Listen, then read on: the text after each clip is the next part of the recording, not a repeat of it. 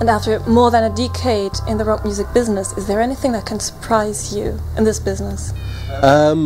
Yes, there's always stuff which surprises us. We've been fortunate and unfortunate enough to, like, live through the digital transition of, like, from CDs to MP3s, and that's changed the way the record companies market music. But it doesn't change anything for us. We still write music and we still play music live. It's just different ways now of trying to give it to people, really. Take it out there, and that's the record company's jobs, which we like to think of.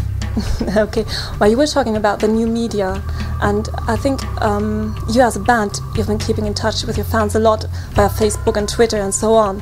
How important is this virtual contact? It's good to actually get your music to many places as possible, really. I mean, which we didn't really help in the past. You want to help with that?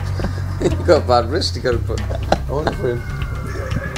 Yeah, I think all of that is great to actually get your music to any countries as well. Like in the past, we were more used to like hearing music regionally, and you didn't have access to music from other bands, other places. But nowadays we have fans that contact us or listen to our music from any part of the world, and that also helps us actually get there and do gigs that not necessarily we probably have done in the past, and not necessarily you have to have a record label on that place. And I think that's the really positive side of it, really. Then there's a lot of other things as well, and a lot of people spending time on it. But if you actually use it as a new tool, like we do, and a more immediate way of getting in touch with the fans, then that's great. I think you've got a lot of fans in South America, haven't you? Yeah, we still have to go down there. Kelly, you're the one who's writing the lyrics, but what about the rest of you? What are their talents and how do they contribute to? We're going to hablar in Spanish now. I'm going to learn Spanish. I don't know.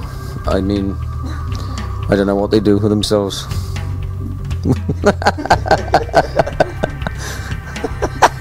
Just me and Pips.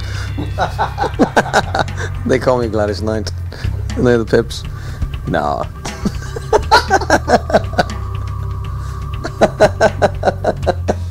I don't know. We just, alright, joking aside. No, don't. It was good. When we first got in a band together, myself, Richard and Stuart, it would be the three of us in a room together, working out arrangements together, working out songs together, because we had the time, because we didn't have a world tour to go on, and if I'd walk in the room with an idea, then we'd all join in literally together in the same room, and then I'd go away and finish the words. And that happened for like the first and the second record, but by the time we got to the third album, I mean, we were on world tours then and playing arenas and stadiums, and so the only time we ever got to see each other was literally on the road. And it sounds weird, but the bigger the band gets, the less time you get to rehearse, because you can rehearse as you travel, on the road.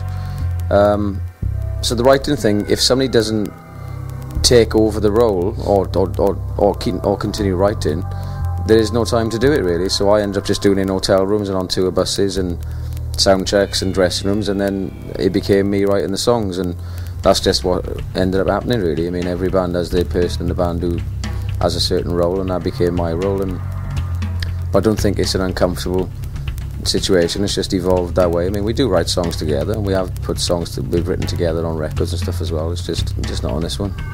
Adam, yes. Is it hard for you to combine your band Casino and what you do for the Stereophonics? No, it's not hard. This takes up a lot of my time.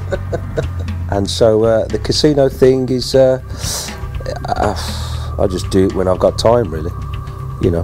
Do a few shows here and there and have a bit of fun. Okay, but not here in Luxembourg? Not here in... God knows. I don't know. Maybe one day. Come back, grow a beard, play hillbilly music. Yes, you'd like it. I doubt it. Have you heard Casino? Yes, some songs. They're good, aren't they? Of course. What about your life as rock stars? I mean, is it hard? Are you recognized everywhere you go? Not really. No, I think the band. You get recognised more. Well, I think we've been recognised more in the last 3 or 4 years than we did at the beginning. Really, I mean, when we first came out, we were on the front of a lot of magazines and The Enemy and all stuff like that. And you always are when you're a new band. And then we just kind of got stuck into the music and got stuck into being around the world and doing all that. So we never really. We know a lot of people in other bands and celebrities, and we go to a lot of the same events and stuff, but we didn't ever want to play our band dependent on, gossip columns and stuff like that. We used it when it was necessary, but other than that, we didn't really, we try to keep our private lives private, really. Okay. What about negative aspects? Negative aspects? Well, I think that kind of comes out in the same way. I think if you depend on the media to enhance what you do, I think they can easily turn that around on you, and we always try to do it creatively first and then kind of use it as a tool to get that creativity known that it's available to get, So I think the negative aspects of being in a band that you just you're away from your family and stuff like that, really, and I think you have to go into a certain zone in your head and try not to think about it, and we try to break it up and go back and forth as much as we can. Same as footballers or actors, wherever you're away from home quite in long blocks, but then when you are home, you're home for quite a long time as well. So you have to kind of just focus on what you're doing and enjoy it. It doesn't last forever. Richard, do you agree? I do definitely agree. Yeah, we've been fortunate enough to make the Stereophonics a successful band, and we try and focus all our efforts on Stereophonics and not being celebrities ourselves.